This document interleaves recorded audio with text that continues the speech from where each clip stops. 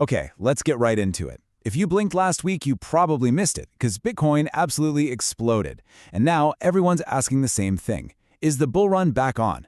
We're about to break down the real story behind this massive surge, and trust me, the answer is probably not what you think. Just get a load of this number. In a single week, Bitcoin shot up over 12%. I mean, that's not just a good week. That totally wiped out an entire month of losses from a really sleepy September. This wasn't some slow and steady climb. This thing was a rocket ship. So yeah, that brings us to the million-dollar question. Why now? I mean, we saw a few little rallies over the summer, but those were mostly driven by altcoins, right? This time is different. Bitcoin is in the driver's seat, leading the whole charge. Something else is going on here, and we need to figure out what's really pouring gasoline on this fire. All right, to solve this little mystery, we have to look at our first big clue. And, it's funny, it doesn't come from the crypto world at all. Nope. It comes from Washington, D.C. This is the American piece of the puzzle. That's right, you heard me. One of the biggest things that lit the fuse wasn't some new tech or a huge company buying in, it was the US government potentially shutting down. Whenever that happens, it just pumps this massive dose of uncertainty into the economy, and when that kind of uncertainty hits, the market starts making some very specific bets. So here's the logic, and it's actually pretty simple, but really powerful. The government shutdown threat creates all this economic uncertainty. That uncertainty leads investors to believe there is absolutely no way the Federal Reserve can keep raising interest rates. In fact, they started betting it would force the Fed's hand to start cutting them. And this chart just lays it out perfectly. Look at this. Before the shutdown news got serious, the market was pricing in an 89% chance of a rate cut. The second that news broke, it jumped to almost 98%.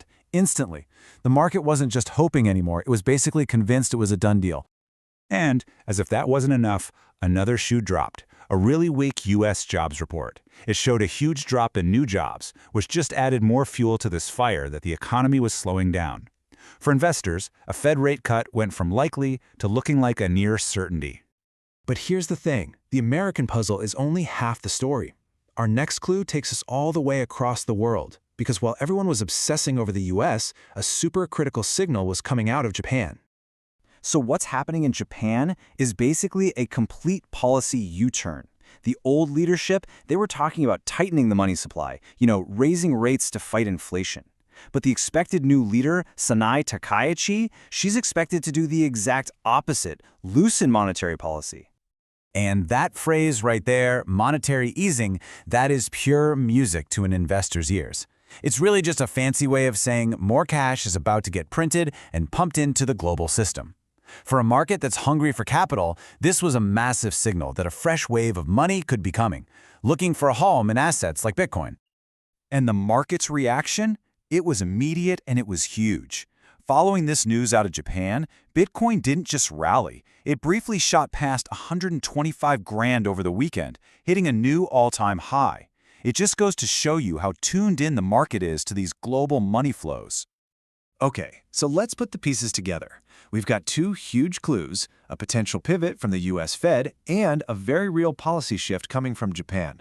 So how on earth do these two seemingly separate events connect to create a perfect storm for Bitcoin? Well, it all comes down to this one really important concept, global liquidity. Just think of it like the total amount of cash that's sloshing around the world's financial system.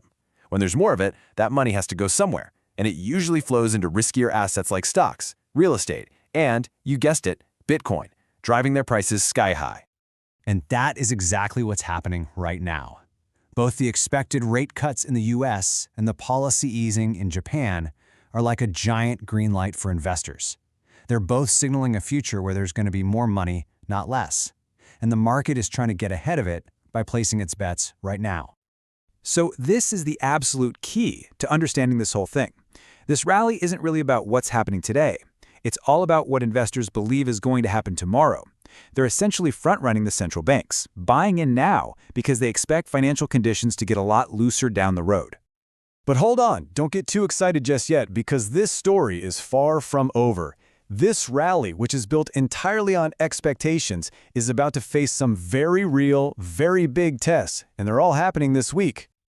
You're going to want to keep a close eye on these four things.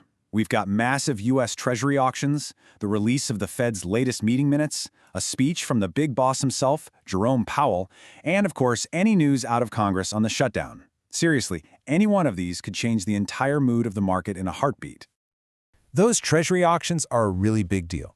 The U.S. government is about to sell a staggering $249 billion in bonds. Think about that. That's a huge amount of cash that could get temporarily sucked out of the market. It's like taking a giant vacuum cleaner to the very liquidity that's been fueling this whole rally. Which, of course, leaves us with the billion-dollar question.